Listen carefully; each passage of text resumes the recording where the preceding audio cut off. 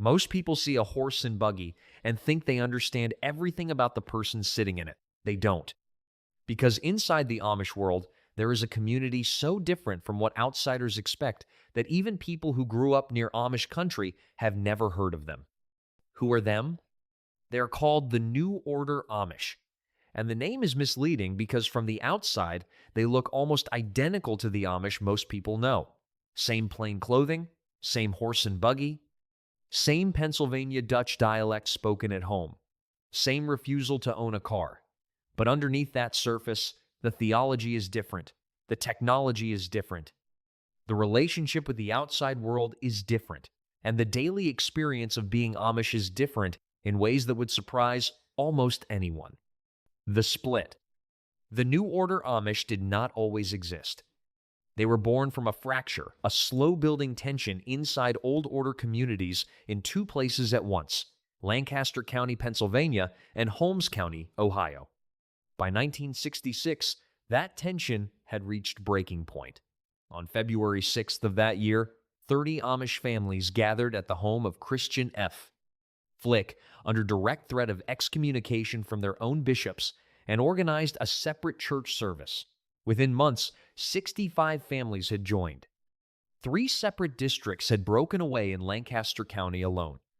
The reasons were specific: a hunger for personal Bible study, a desire for stricter moral standards for young people, and a conviction about salvation that the Old Order simply would not allow to be spoken out loud. They looked the same. Here is what makes the New Order so difficult for outsiders to see. You cannot identify them by looking. The women still wear the cap. The men still wear the broad-brimmed hat. The buggies still roll down the same country roads. The plain dress code is preserved, though New Order women are known to wear brighter, more colorful fabrics than their Old Order counterparts. And New Order men are permitted to trim their beards and wear their hair in a slightly more modern cut. The buggies themselves are slightly different too. New Order buggies have a sliding door built into the side, while Old Order buggies use a roll-up strap. These are small differences, easy to miss, and that is exactly why the New Order is so rarely understood, because the visible signals of difference are subtle, and the real differences are invisible, living inside the theology and the daily habits that no outsider ever gets close enough to observe. The technology they allow. Now here is where things get interesting. The New Order Amish are not technology-free. What they allow depends on the district and the affiliation, because even within the New Order, there is significant variation, but the overall picture is considerably more open than the Old Order. Most New Order Amish are permitted to carry and use cell phones. Telephones inside the home are allowed in many districts, a sharp contrast to the Old Order, where the telephone must be kept in a small shanty at the end of the driveway, never inside the house itself. Tractors are permitted for farm work. Some districts, particularly outside of Holmes County, Ohio, allow electricity in the home, bringing with it a range of modern conveniences that would be entirely unthinkable in an Old Order household. What remains consistently forbidden across New Order groups: television, radio, the internet for personal use, and automobile ownership. The line is not drawn the same place the Old Order draws it. But there is still a line, and it is still drawn deliberately. They fly on airplanes. This is the detail that stops most people cold when they first hear it. New Order Amish fly on airplanes. Old Order Amish, in almost every district, are forbidden from air travel entirely. The bishops consider it a vain practice, a form of speed and independence that pulls a person away from the grounded, slow-paced life the community is built around. For the Old Order, if you cannot get there by buggy or by hired van, you probably should not be going. The New Order made a different decision. And the reason they made it reveals something important about who they are. The New Order Amish are mission-oriented. They send members abroad to Europe, to disaster zones, to communities that need rebuilding in ways the Old Order simply does not. One New Order Amish carpenter described making multiple trips to European countries to help rebuild after disasters, flying there and back without conflict with his church. This is not tourism, it is service. The airplane is permitted not because the New Order is relaxed about technology, but because the work they feel called to do requires it. That distinction, technology as tool for service, not technology as lifestyle, is one of the clearest expressions of what separates them from both the old order below them and the beachy Amish above them. Salvation. Of all the differences between the new order and the old order, this one is the most fundamental and the least visible. It is also the one that started everything. The old order Amish believe in what they call a living hope of salvation. What this means in practice is that no person can know during their lifetime whether they will be saved. Salvation is something you live toward through obedience, through humility, through faithfulness to the community and the ordnung, but it is never something you can claim to possess. To say, "I know I am saved" in an old order community is considered an act of pride, a presumption that no human being has the right to make. The New Order Amish believe the opposite. They hold that a person can know the state of their soul while still on earth, that salvation is not a destination you inch toward through good works, but a reality you can receive and recognize through a personal relationship with God. This is what historians describe as an evangelical influence, a born-again theology that would not have been out of place in a Baptist or Methodist congregation. For New Order members, this assurance of salvation is not pride, it is faith. And it changes everything about how they read the Bible, how they raise their children, and why they feel compelled to do mission work at all. Youth and courtship. The theological difference was important, but the thing that lit the fuse, the issue that made families willing to risk excommunication rather than stay, was the behavior of young people. Old Order Amish communities practice Rumspringa, the period of relative freedom given to young people between roughly 16 and their early 20s, before they are baptized and formally commit to the church. During this time, many Old Order communities have historically allowed significant latitude, including a practice called bundling, or bed courtship, in which an unmarried couple spends the night together in bed. The original purpose was practical. In unheated homes centuries ago, a bed was the only warm place to have a long conversation. Mothers would sometimes help their daughters sew new nightgowns for these occasions. The expectation was that the couple would not touch. The reality was not always so clean. Some Old Order parents tolerated drinking, smoking, and other behaviors during Rumspringa as a necessary release before the commitment of baptism.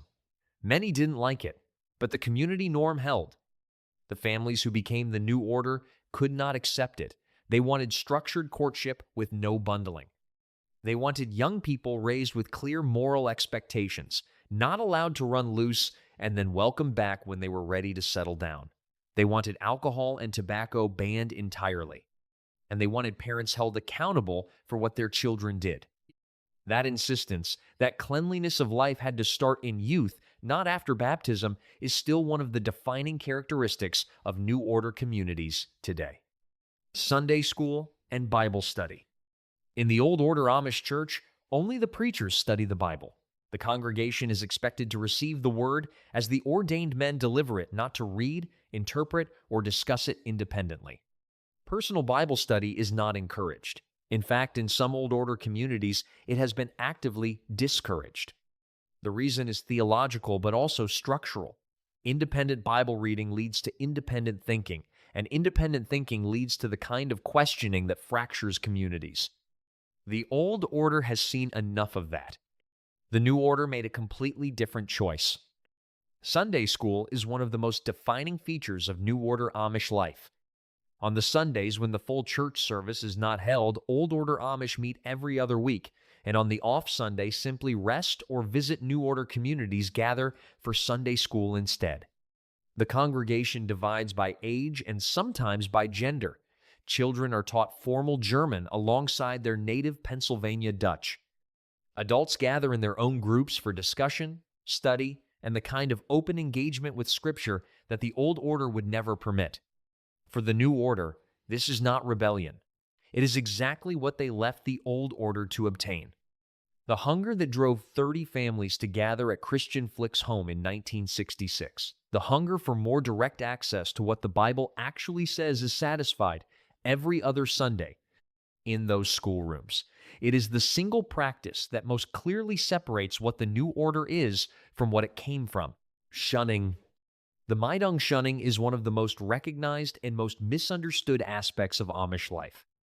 In the strictest Old Order communities, excommunication triggers an immediate and comprehensive social withdrawal. The shunned person cannot eat at the same table as their family. Community members refuse to conduct business with them, share a buggy ride, or accept anything from their hand.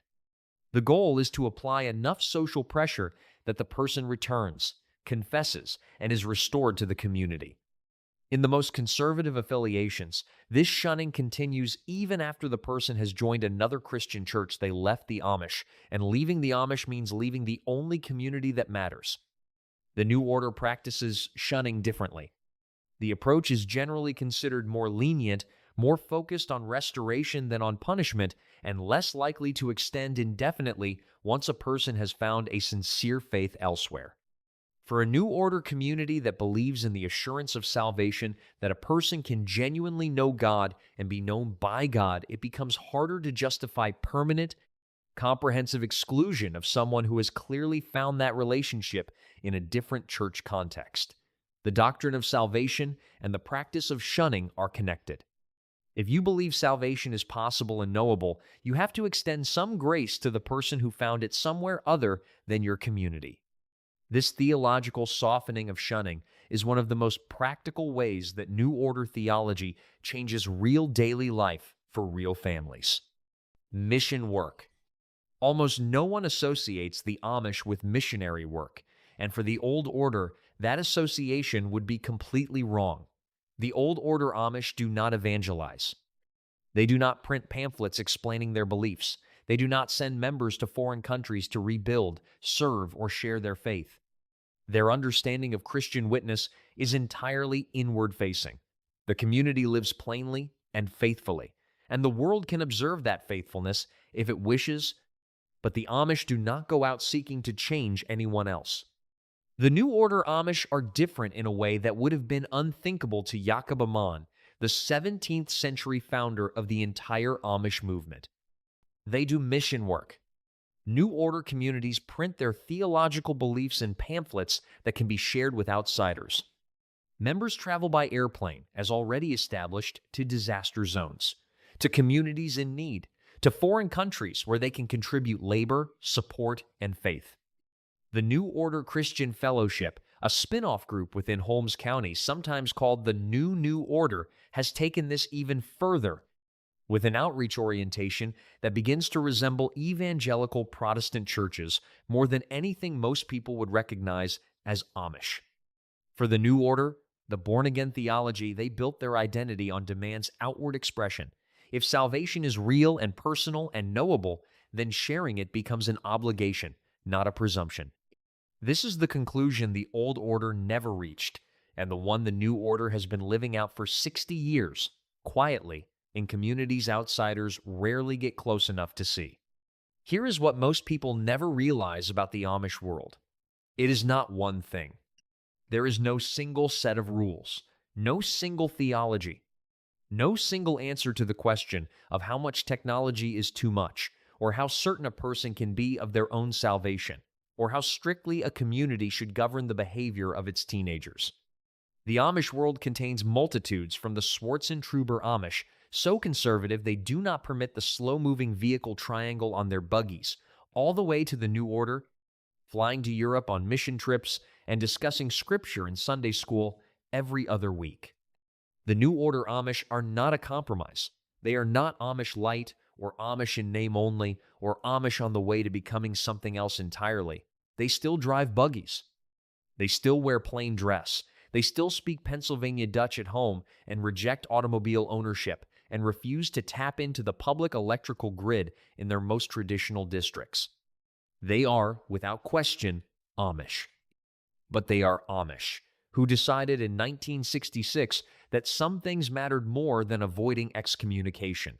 Things like knowing you are saved, raising your children with moral clarity, and reading the Bible yourself rather than waiting for someone else to tell you what it says.